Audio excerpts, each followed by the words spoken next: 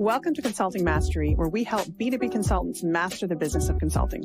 I'm Carrie. And I'm Ahmed. Join us as we explore the art of delivering outstanding client value, earning a higher income, and thriving in today's marketplace. Hey folks, welcome back to Consulting Mastery. Before we get you to this week's episode, I wanted to let you know that we have a live workshop coming up on power positioning for consultants. If you want to learn the exact same framework that we teach our clients inside 90-Day Pipeline of how to position themselves as the one and only indisputable choice in their markets, attract perfect clients, and command premium fees, you can do so on our live workshop at powerpositioningworkshop.com. It's just $49 to join us, and you can grab your seat at powerpositioningworkshop.com. With that, here's this week's episode. So, hard-hitting question for you today. I love hard-hitting questions. Good. The only kind of question I like, actually. Tell me how much you really care about consultants. Our clients? Yeah. Nice. Yeah, it's an interesting question. I see myself as having a unique ability to solve many of their problems and therefore carry this kind of moral responsibility to actually help solve those problems. I wouldn't say I woke up in the morning one day and said, my mission in life is to serve consultants. Like, I didn't have, an aha moment like that, but I'd say it was an evolution where I came to the conclusion that my skills are beneficially applied to that market and to solving their problems. And I have some more to say about, why consultants, but how's that for a soft-hitting answer? Hard question, soft-hitting answer. Well, I'll tell you why I'm asking. I had an interesting conversation with a friend the other day, serial entrepreneur, right? Like open a business, open another business, do another thing, do another thing. And the conversation we were having was about the fact that he felt like he could really start any kind of business serving any kind of client, anytime, anywhere, and be successful. And what I've been thinking about since then is, watching him do this and truly kind of jump from one to the other and be reasonably successful, but always kind of looking for the next thing, and how that's very different from what a lot of us do, right? What a lot of our clients do, what you have done, which is found your way, whether through a, waking up in the morning revelation or through an evolution to the client base that you're really connected to. And I think it's an interesting thing to look at, because often when folks are interested in going into the business for themselves, there's an intellectual pursuit, right, around what do I want to do and who do I want to serve. But what really ends up pulling them in, and quite frankly, I think, and this is the debate for today, ensuring their success is the fact that there's something deeper than just the intellectual connection, right? There's a feeling, there's a link, there's something in their gut that says, these are my people and these are the people that I want to serve. And I'm curious about your thoughts on that. Yeah. I mean, it's interesting. You're making me reflect a little bit and reminding me of the Steve Jobs story, right? For those who don't know, Steve Jobs partnered with Wozniak initially just to go and sell some computers to make some money to go to monastery school. He wanted to become a monk and was not inherently passionate about technology or didn't have this mission to use technology to change the world or to change technology as we see it. He just wanted to sell some computers and make some money and go become a monk. And as he got into the business with Wozniak and started selling, developed a passion for it. The passion came through the execution. And I would say my experience has been similar. I would love to tell you, again, it wouldn't be true that, I was born to serve consultants and this was my life's work and this is my call. It is my life's work. It's my calling. I knew from when I was a child, I see consultants walking down the street with their briefcases and I go, that's going to be me one day. I'm going to help. Obviously that never happened, right? I chose consulting and B2B professional services as a market because it's all I knew. Came out of Ernst & Young, came out of a boutique consulting firm, knew that marketing and business development was my discipline. And the only market that I had any business serving at the time was B2B consulting professional services. I didn't know anything else. I'd never been in any other markets, never worked in any other industries. Like that was my space. So my story started off, and this is probably pretty common, very pragmatic. Like, this is the space I know. This is where I've been. This is my experience. I'm going to go into this market. And then it wasn't until got some good results, helped some clients. They succeeded. They built successful firms. They became profitable. They grew their business. And they started reporting back to me some of the benefits and some of the impact and what that's afforded them to do to not go back and get a job and to increase their income and take care of their family and then have impact on their clients. And then that's when the passion kind of developed, and the desire for impact and the role of impact in fueling my motivation started to form. Was not at the beginning, but probably, in the early stages when I started to see some of the more tangible effects of the work on the people I was serving. Mm-hmm. And I think we can see it happen both ways. I think there are some people, especially, some amazing folks that we've come across who did grow up thinking, I want to do this thing, right? I mean, it happens less often in business. You're young, you want to be a firefighter, you want to be a teacher, whatever, right? But there are some folks who early on were somehow connected, right, to that business, to that group of people, to that cause, to that mission. And to some, it comes later, as you're talking about, and probably I think is more common, right? That you start down a path and then it grows on you, right? You start dating and you realize you really like them. But the common thread is getting to the place where the passion exists, right? Coming to a point, even if you're not there yet, but you can see it. You can see it in the future. You can see ahead of you that this is something that's starting to kind of grab you deep down inside. And the reason I think that's important, and the reason that I wanted to have this conversation, is that business is hard, right? Getting clients is difficult. There are things that can make it easier, but it's not a walk in the park. You don't get to just, launch your website that says, here I am, and people start showing up.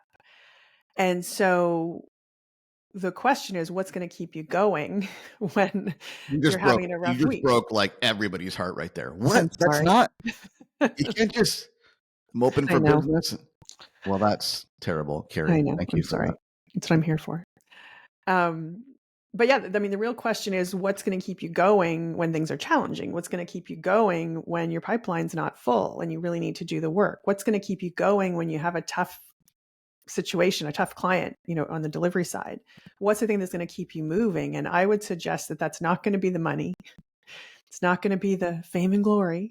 It's going to be this feeling, right? That as you said, I think earlier, I have this moral obligation to help, to do something, to make things better, to help these people move forward. Yeah. Well, I'll give you a couple of examples on both sides of the spectrum there.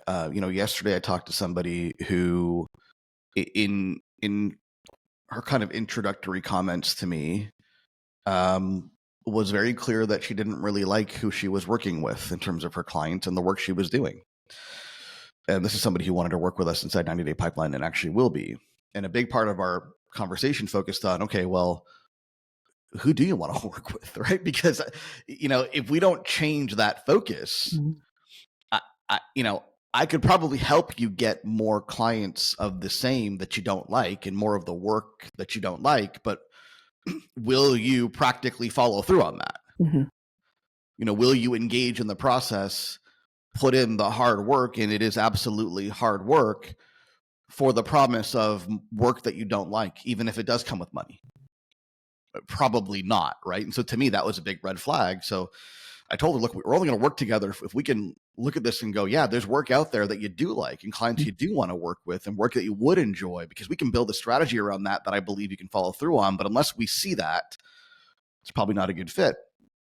On the flip side of it, I think if you listen to all of the consultants journey episodes we have on this podcast so far, from folks like, Mark Johnson to Brian Hodge, go back and listen to those interviews, Ben Levy, et cetera, Brent Bolden.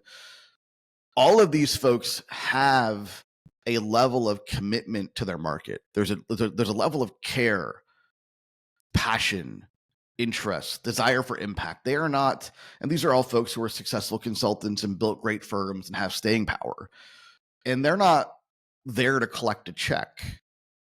And they do collect checks, many checks in some cases, but their passion, their interest is very clearly on having a real impact on their market, making a dent in their market, bringing change to their market. That's really where their passion lies. It's what fuels them. And I think there is a stage in business, and this was true for me, where, initially your motivation is to escape getting a job, right? Replace your income and not need to get a job again. And that's useful motivation to a certain extent, but eventually it runs out. And now you're busy and you've got consulting work and you don't have a job and you don't need a job. And the thoughts of getting a job are, far in the past. And now it's like, okay, well, what's going to catapult you to the next level? And I would contend a big part of that is it's finding a space, finding a market, an offer that you can really have some deep impact with and sticking with it. Because to your point, the guy who does, a different thing every single year, that's fine. I'm not here to judge, but they're not going to deepen their impact by doing that, right? You deepen your impact by doing the same thing over and over and over and over again for different people, right? The reason why we're so effective in 90-day pipeline at this stage is a big part of it is it's not that we're geniuses, and maybe we are, right? But that's not, I'd say that's the lesser factor. I would argue the most significant argument for our impact or driver of our impact is the fact that we've done it 1,000 times plus. We've graduated over 1,000 clients. So I don't care who you are. If you do the same thing 1,000 times, you'll learn a thing or two about doing that thing and you get better at it. Yeah. And I think there's something there as well about, we talk about people who are unsure, who don't like their market. And is it worth them putting in those reps, right? Banging their head against the wall, doing it over and over and over and over and over again when they're not feeling it, when they're not enjoying it, when they don't like their market. And what I would say to people who are out there listening and who are trying to figure this out, right? Who understand that they want to have that, that certain something that maybe you can't define that creates that passionate connection to the market, to the problem that you're solving. It's often just a case of paying attention, right? It's not usually that you need to completely reject something and start something new. Sometimes that may be the case, but it's really just about watching, right? As you're working with people, understanding what part of this is it, or what part of this, speaks to me. What part do I enjoy? Where do I feel I'm having the deepest, most profound impact? And what am I just doing because it's part of the contract, because I said I would, because someone asked, because I feel like I should? And often it's just a case of, iterating and narrowing and adjusting. And then you'll look back one day and realize that you've landed yourself in exactly the spot that you want to be, but you got to pay attention to do it. And you need to sometimes step back and really observe what it is that you're doing and why you're doing it, right? Am I doing this because I truly feel a connection to it? Am I doing this because of, some other reason that may or may not be valid today? And I would say don't limit yourself to, seeing the impact merely from a first order consequence perspective.